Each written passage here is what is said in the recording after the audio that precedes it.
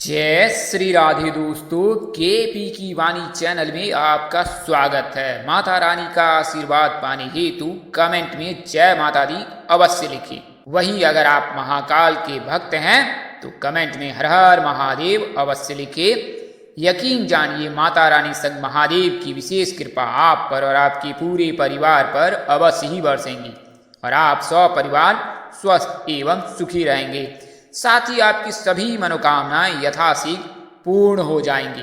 दोस्तों, आज की वीडियो में आपको मई महीने में 11 दिनों में जिनके सगाई के योग बन रहे हैं उन 7 नामों के बारे में बताने जा रहा हूं।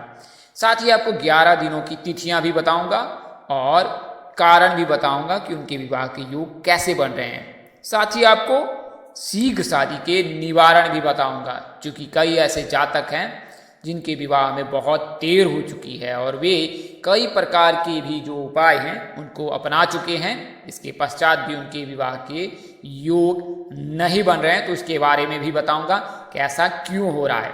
कई ऐसे जातक हैं जो नाखुश हैं और कमेंट बॉक्स में हमेशा सलाह देते हैं कि आपकी जो भी जानकारी होती है वो हमसे मिलती जुलती नहीं है, ऐसा क्यों हो रहा है, तो इसके बारे में भी बात करेंगे। इससे पहले मैं आपको बता दूं कि आप एक बार अपनी कुंडली अवश्य दिखा लें। ऐसा नहीं कि आप केपी की वाणी से ही दिखाएं, आप अपने स्थानीय पंडित अथवा ज्योतिष से संपर्क करें, उनसे अपनी कुंडली दिखाएं और यह ज्ञात अवश्य करा लें कि आपकी कुंडली में किसी प्रकार का कोई दोष तो नहीं है। अगर आप दोष से पीड़ित हैं तो यकीन जानिए आपकी शादी में विलंब होगी।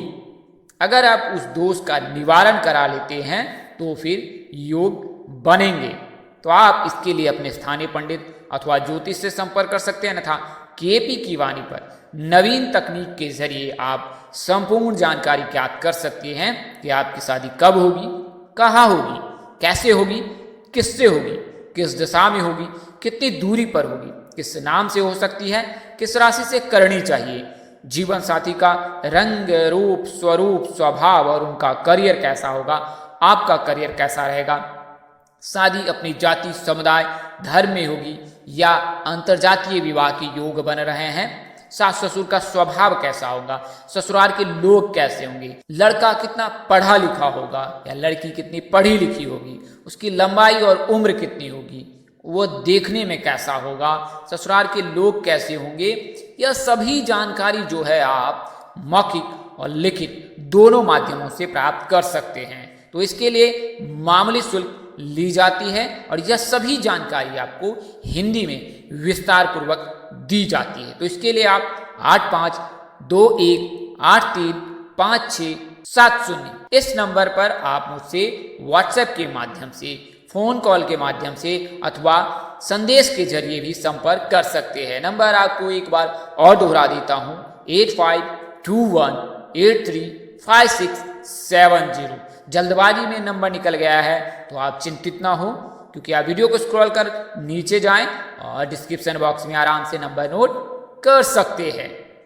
आइए अब आगे बढ़ते हैं। तो अगर आप अपने बच्चे की कुंडली बनवाना चाहते हैं, बच्चे का नामकरण कराना चाहते हैं, सगाई मुहूर्त, विवाह मुहूर्त, उपनयन तिथि, गौना तिथि, गृह प्रवेश तिथि, वाहन क्रय तिथि, संपत्ति क्रय तिथि, किसी भी तिथि को लेकर असमंजस में है कि किस दिन शुभ दिन है, तो आप केपी की वाणी से ये दिन अवश्य प्राप्त करें। उचित शुल्क पर आपको सभी जानकारी दी जाएगी।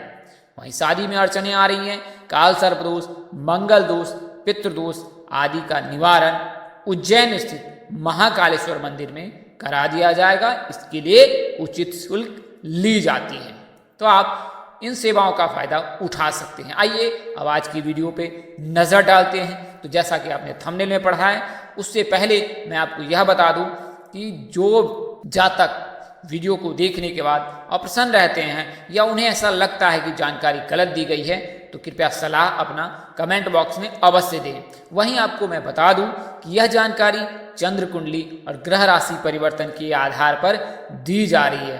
तो ऐसा हो सकता है कि आपको चंद्र राशि ज्ञात ना हो, ग्रह राशि परिवर्तन के आधार पर चंद्र राशि वह नहीं हो जो आपके नाम अनुसार से है, तो फिर यह जानकारी आपसे सामंजस्य नहीं बिठा पाएगी।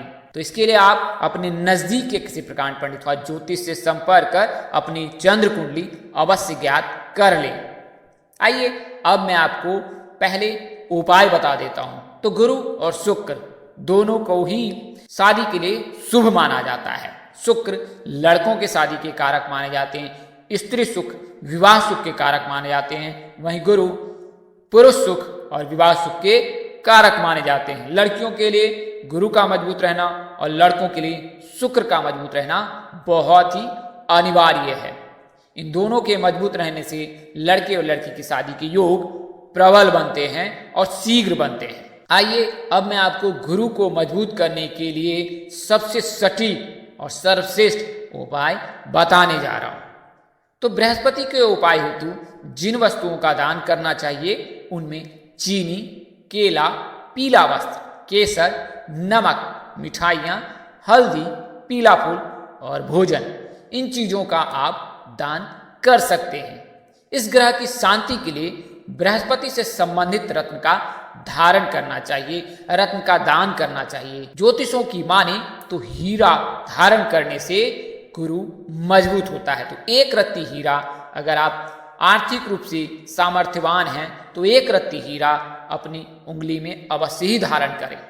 इसके अलावा दान करते समय आपको यह ध्यान रखना है कि दिन गुरुवार का हो, सुबह का समय हो तो यह ज्यादा उत्तम होगा। दान किसी ब्राह्मण, गुरु अथवा पुरोहित को देना फलदायी माना जाता है। बृहस्पतिवार के दिन व्रत रखे। कमजोर बृहस्पति वाले व्यक्तियों को केला, पीले रंग की मिठाइयाँ, गरीबों, पक्षियों विशेषकर कौवे को दान में देना चाहिए। इसे एक बार मैं आपको फिर से दोहरा देता हूं कि अगर गुरु कमजोर है तो केला, पीले रंग की मिठाइयाँ आदि चीजें दान करें तो इससे गुरु मजबूत होगा। इसके अलावा पक्षियों को दाना देने से भी गुरु मजबूत होता है। ब्राह्मणों एवं गरीबों को दही चावल खिलाएं। रविवार और गुरुवार को छोड़कर अन्य सभी दिनों में पीपल के जड़ में जल सींचना चाहिए। इसे आप ऐसे भी समझ सकते हैं कि जल का अर्घ देना चाहिए। गुरु, पुरोहित और शिक्षकों में बृहस्पति निवास करते हैं, अतः इनकी सेवा से भी गुरु मजबूत होता है और गुरु के दुष्प्रभाव में कमी आती है। अगर गुरु कमजोर है तो केले का सेवन बिल्कुल ना करें और ना ही सोने वाले कमरे में केले रखें। अगर गुरु कमजोर है तो व्यक्ति को मंदिर में या किसी धर्म स्थल पर निःशुल्क सेवा करनी चाहिए। के अलावा स्थानीय बच्चों को स्टेशनरी की चीजें उपहार में दे या स्थानीय बच्चों को फ्री में शिक्षा दे। इसके अलावा गुरुवार के दिन गाय को आटे की लोई में चने की दाल, गुड़ एवं पीसी हल्दी डालकर अगर गाय को खिलाते हैं तो गुरु मजबूत होता है। तो हर गुरुवार को गाय को रोटी अवश्य खिलाएं तो इससे गुरु मजबूत होता है। आइए अब मैं आपको शुक्र मजबूत करने के उपाय बता देता हूं। तो शुक्र मजबूत करने के लिए रंगीन वस्त्र, रेशमी कपड़े, घी, सुगंध, चीनी, खाद्य तेल, चंदन, कपूर आदि चीजों का दान करना चाहिए। शुक्र से संबंधित रत्न का दान भी लाभप्रद होता है। इन वस्तुओं का दान शुक्रवार के दिन संध्या काल में किसी युवती को देना उत्तम रहता है। यानी कि संध्या काल में शुक्रवार के दिन जो है किसी युवती को रेशमी कपड़े, रंगीन वस्त्र, सुगंध, चीनी, खाद्य तेल, चंदन, कपूर आदि चीजें दान कर सकते हैं। अगर शुक्र से संबंधित क्षेत्र में आपको परेशानी आ रही है तो शुक्रवार के दिन व्रत रखें, मिठाइयाँ एवं खीर कौवे को खिलाएं एवं गरीबों को दान दें।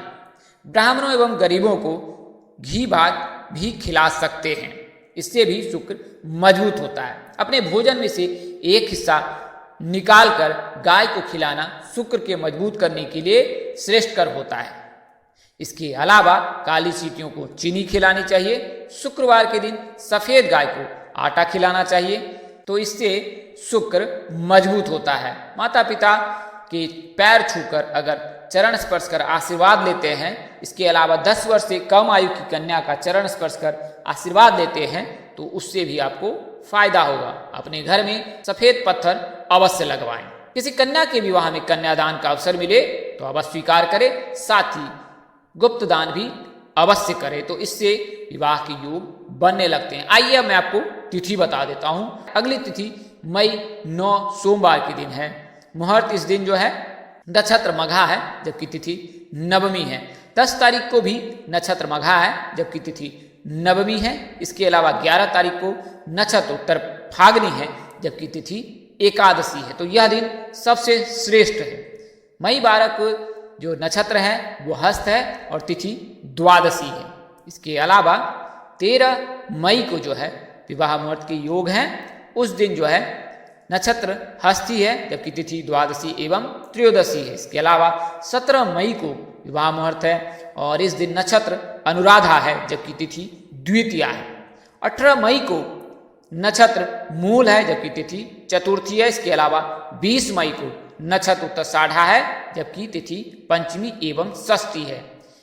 वहीं 25 मई और 30 मई को विवाह के योग बन रहे हैं। नक्षत्र रेवती है, जबकि तिथि एकादशी एवं द्वादशी है। मई 31 को नक्षत्र रोहिणी है, जबकि तिथि प्रतिपदा एवं द्वितीया है। तो यह तो जानकारी आपको मैंने दृक पंचांग के हिसाब से दी। मिथिला पंचांग के अनुसार से 11 मई, 12 मई, 13 मई, 18 मई, 20 मई, 22 मई, 25 मई, 26 मई, 27 मई और 30 मई की तिथि विवाह हेतु हैं। तो इन दिनों में जो है विवाह संपन्न किए जा सकते हैं। आइए अब मैं आपको उन 7 नामों की जानकारी दे देता हूं। तो वर्तमान समय में शुक्र का गोचर मीन राशि में है और 23 मई को जो है शुक्र का गोचर मीन राशि से निकलकर मेष राशि में हो जाएगा, यानी कि मेष राशि में शुक्र का गोचर होगा। इससे 23 मई के बाद जो है मेष राशि के जातकों के विवाह के योग बनेंगे। ऐसे जातक जो मेष राशि के हैं और लड़के हैं, तो शुक्र का गोचर होने से मेष राशि के लड़कों के विवाह के योग बनेंगे। इससे ALE इन 3 नाम के जातकों के विवाह के योग बनेंगे। तो शुक्र का गोचर 23 मई को हो रहा है। उससे पूर्व में मीन राशि में शुक्र का गोचर है, मीन राशि में ही गुरु का गोचर है। तो इस वजह से मीन राशि के लड़के और लड़की दोनों के ही योग बन रहे हैं। मीन राशि के जातकों का नाम अक्षर डी से शुरू होता है। तो डी नाम के जातकों के विवाह के योग मई महीने में 11 दिनों में, यानी कुल मिलाकर 31 मई तक जो है प्रबल है। तो मेष राशि के जातकों का नाम अक्षर ALE से शुरू होता है, वहीं मीन राशि के जातकों का नाम डी से शुरू होता है। तो मीन राशि के जातकों के लिए मेष राशि के जातकों से विवाह करना बेहतर होता है। वहीं मेष राशि के जातकों के लिए कुंभ, कर्क, धनु और मीन राशि के जातकों से विवाह करना उत्तम होता है। तो ALE नाम के जातकों के डी से और डी के नाम के जातकों के ALE से विवाह के प्रस्ताव आ सकते हैं और विवाह संपन्न हो सकते हैं। वहीं अगला नाम अक्षर जो है वो N से होता है। गुरु का मीन राशि में गोचर होने से गुरु जो है वृश्चिक राशि के कुंडली के 7वें भाव में जो है गुरु उपस्थित है। इस वजह से वृश्चिक राशि के जातकों के लिए शुभ योग बन रहा है। तो वृश्चिक राशि के जातकों का नाम अक्षर N और Y से शुरू होता है। N और Y नाम के जातकों की राशि वृश्चिक होती है और गुरु के राशि परिवर्तन से गुरु के मीन राशि में उपस्थित रहने से यह योग कुल मिलाकर 1 साल 9 दिनों तक, यानी कि 22 अप्रैल 2023 तक बन रहे हैं। इसके बाद जो है मीन राशि से निकलकर गुरु मेष राशि में उपस्थित हो जाएंगे। तो यह वर्ष मीन राशि के जातकों के लिए श्रेष्ठकर है। हालांकि गुरु के राशि परिवर्तन से मीन राशि के जातकों के लिए तो 1 वर्ष तक शुभ योग है, किंतु 1 वर्ष के पश्चात जब 7.5 का प्रभाव मीन राशि के जातकों पर पड़ने लगेगा, गुरु का प्रभाव छीन हो जाएगा, उस दौरान मीन राशि के जातकों को संघर्ष करना पड़ सकता है। तो वर्तमान समय में जो है मीन राशि में गुरु का गोचर है, लेकिन 12 जुलाई के बाद जो है 7.5 प्रारंभ हो रही है मीन राशि के जातकों को। तो इसके लिए जो है मीन राशि के जातकों को अभी से ही शनि के प्रभाव को कम करने हेतु तो शिव जी की पूजा करनी चाहिए। इसके अलावा अंतिम नाम अक्षर P से शुरू होता है। तो P नाम के जातकों की राशि कन्या होती है और इनके 5वें भाव में जो है गुरु उपस्थित है। तो इस वजह से कन्या राशि के जातकों के भी शुभ योग बन रहे हैं। तो दोस्तों इस वीडियो में मैंने आपको उन 7 नामों की जानकारी दी जिनके विवाह के योग बन रहे हैं 31 मई तक। इस तरह की अन्य वीडियो देखने के लिए हमारे चैनल के डैशबोर्ड अथवा प्लेलिस्ट पर जाएं और अपनी राशि अनुसार वीडियो जरूर देखें। तो दोस्तों आपको यह जानकारी कैसी लगी, लाइक कमेंट शेयर कर हमें अवश्य बताएं। अगर आप मेरे चैनल पर पहली बार विजिट करें तो चैनल को सब्सक्राइब करें, साथ ही बेल आइकन को प्रेस करना ना भूलें। माता रानी की कृपा से आपके चेहरे पर हमेशा मुस्कान बनी रहे, आप सब परिवार स्वस्थ एवं सुखी रहे। आप सभी के प्यार और स्नेह के लिए आप सबको हृदय से धन्यवाद करता हूं। आप लोग इसी तरह हमारे साथ जुड़े रहने शुभकामनाओं के साथ आपसे विदा लेता हूं कि जल्द एक नए वीडियो और एक नई जानकारी लेकर आपके साथ हाजिर रहूंगा। तब तक के लिए मुझे इजाजत दें। नमस्कार, जय श्री राम दोस्तों, जय श्री कृष्णा, जय माता दी, जय वाहिगुरु।